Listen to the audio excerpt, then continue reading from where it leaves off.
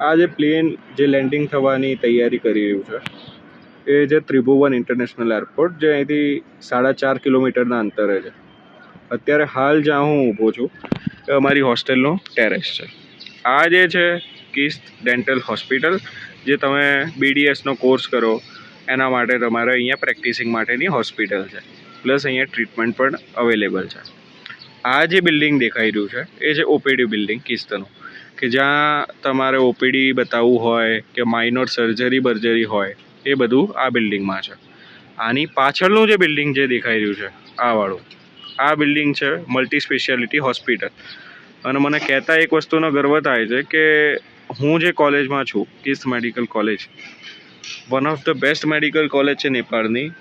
અને ફક્ત આ એકમાત્ર એવી નેપાળની મેડિકલ કોલેજ છે કે જ્યાં આગળ હાર્ટ, લીવર, કિડની અને બ્રેનનું ટ્રાન્સપ્લાન્ટ ફર્સ્ટ ટાઈમ પોસિબલ થઈ શક્યું છે because of good faculty and good doctors. Because આ જે હોસ્પિટલ કોલેજ છે એનું એન્વાયરમેન્ટ આપણા ઇન્ડિયાને પણ ટક્કર મારે એવું છે. આ જે નીચે દેખાઈ રહ્યું છે એ પાર્કિંગ છે હોસ્પિટલમાં, અને પેલો ગેટ છે. અહીંયા તમે જોશો કે અહીંયા ઘણી બધી ફાર્મસીની દુકાનો જોવા મળશે. આ બધી આખી જે ગલી છે, આખી ગલીમાં દરેક દુકાન છે ફાર્મસીની છે, મતલબ કે મેડિકલ સ્ટોર. અને આ રસ્તો જે સાઈડમાંથી દેખાય છે અમારા હોસ્ટેલ માટે આવવાનો રસ્તો છે. સો એવી કોઈ જ જાતની ચિંતા કે એવું કર્યા વગર કે અહીંયા શું થશે, નેપાળી લેંગ્વેજનો બેરિયર ઇસ્યુ આવશે કે શું થશે, કશું જ એવી તકલીફ પડશે નહીં. ઘર કોઈથી છૂટતું નથી હોતું, પણ એકવાર હિંમત કરીને તમારા સપનાને પૂરા કરવા પડશે તમારે, તો એના માટે ઘર છોડવું પડશે.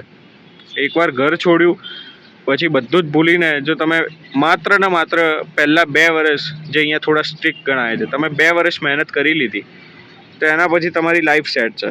બિકોઝ અહીંયા તમે MBBS 5.5 વર્ષમાં કરીને જેટલું નોલેજ હશે એટલું નોલેજ કદાચ ઇન્ડિયામાં MD ડૉક્ટરને પણ નહીં હતું. કેમ કે અહીંયા ફર્સ્ટ યરથી જ તમને ક્લિનિકલની એટલી બધી પ્રેક્ટિસ કરાવશે કે તમને લાગશે કે સારું છે મેં અહીંયા એડમિશન લીધું. બિકોઝ નેપાળમાં બી એવું છે કે ભાઈ આ મેડિકલ કોલેજ સિવાય બી ઘણી બધી મેડિકલ કોલેજ છે, જૈસે લુમ્બિની છે, કોમ્સ છે, બિરાટનગર છે, નેપાળ આર્મી મેડિકલ કોલેજ છે, નેપાળ મેડિકલ કોલેજ છે, લુમ્બિની છે.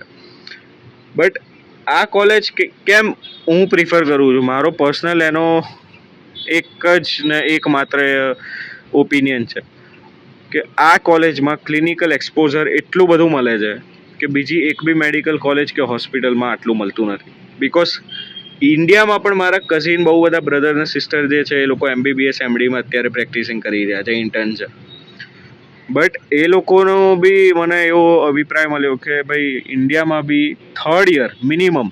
થર્ડ યરથી તમને પ્રેક્ટિસ કરવા માટેની સત્તા મળે કે ભાઈ હા, થર્ડ યરમાં તમે એલિજિબલ થાઓ કે તમે જાઓ પ્રેક્ટિસ કરો. અહીંયા ફર્સ્ટ યરથી જ એ વસ્તુ તમને જોવા મળશે.